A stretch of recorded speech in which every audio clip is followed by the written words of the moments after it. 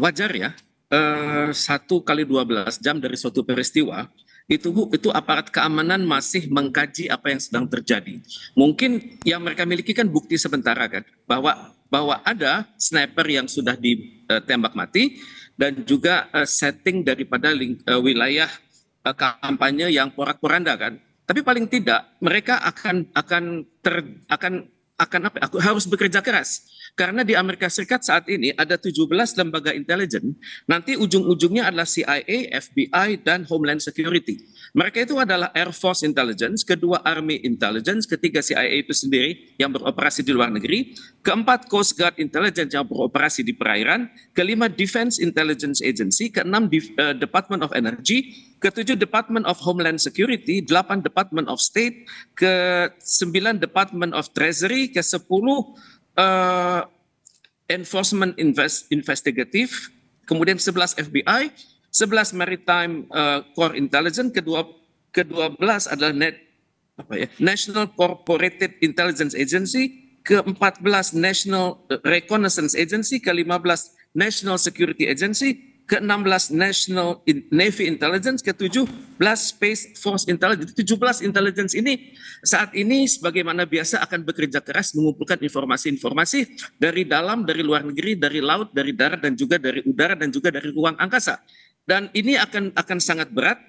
Tapi bagaimanapun Amerika Serikat itu hebatnya, mereka memiliki software intelligence yang luar biasa, dan paling tidak dalam waktu 1 kali 6 jam sudah akan ada informasi awal. Tapi yang jelas sekarang media massa itu masih kalang kabut. Apakah ini pekerjaan dalam negeri ataukah ini ada kerjasama dengan luar negeri?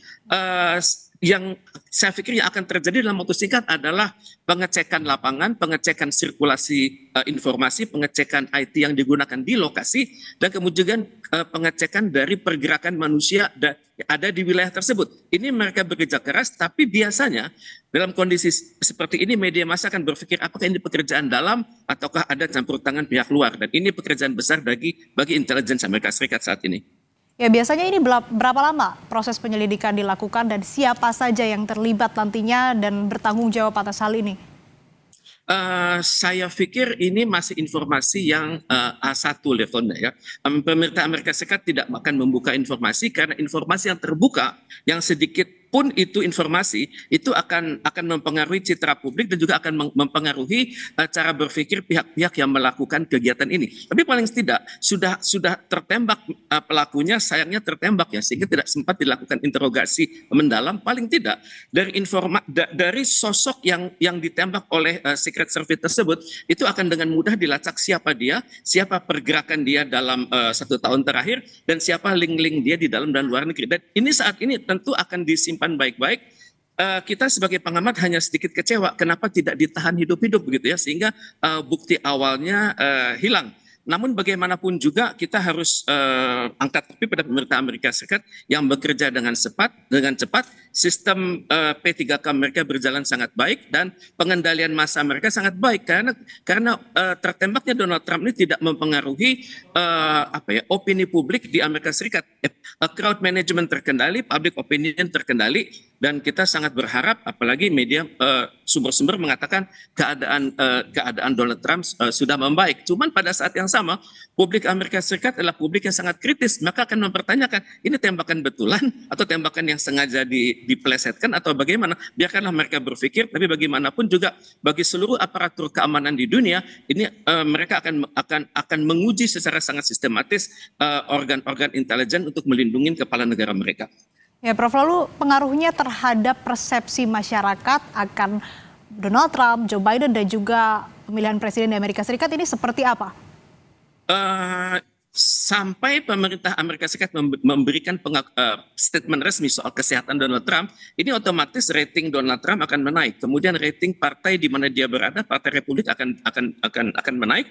Pada saat yang sama masyarakat juga akan bertanya, kenapa kejadian ini terjadi di Pennsylvania? Itu adalah wilayah Partai Demokrat dan tempat kelahiran Joe Biden. Walaupun Joe Biden selanjutnya besarnya di Delaware, tapi Joe Biden tidak terlepas dari perkembangan di Pennsylvania. saat ini ya masyarakat masih berpikir-pikir, masih merujuk-rujuk apakah ini pekerjaan internal Republik untuk menaikkan rating ataukah ini merupakan suatu kejahatan dilakukan oleh Demokrat. Tapi paling tidak biarkanlah FBI, CIA dan Homeland Security memberikan kata akhir. Tapi paling tidak masyarakat Amerika Serikat sudah swing voter sudah bergerak sekarang. Ada yang tetap di tengah karena yakin ini adalah pekerjaan yang bisa diselesaikan oleh pemerintah Amerika Serikat sendiri, dan juga ada swing voters yang bertambah simpatinya pada partai Donald Trump, swing voters yang semakin yakin bahwa Donald Trump ini berada di pihak yang benar, dan juga swing voters yang selama ini berpikir bahwa Donald Trump itu punya kewajiban-kewajiban yang belum terselesaikan, misalnya menghadapi China, menghadapi Rusia, menyelesaikan krisis Timur Tengah dan menyelesaikan krisis di Ukraina. Sekaranglah saatnya Trump yang mumpung lagi semakin sehat untuk mengembalikan citra Amerika Serikat agar janji-janji Donald Trump tersebut dapat segera terpenuhi. Jadi saat ini opini publik sedang cair. Dan saya sangat dari pengalaman saya perhatikan Amerika Serikat akan menangani krisis ini dengan cepat. Ya, tentu dari peristiwa ini perlu ada penyelidikan secara tuntas untuk kemudian bisa menjawab spekulasi-spekulasi yang berkembang di masyarakat, dan tentunya juga ini berdampak terhadap polarisasi dan juga swing voter tadi yang mungkin ini akan beralih ke salah satu pihak begitu. Download Tribun X sekarang, menghadirkan lokal menjadi Indonesia.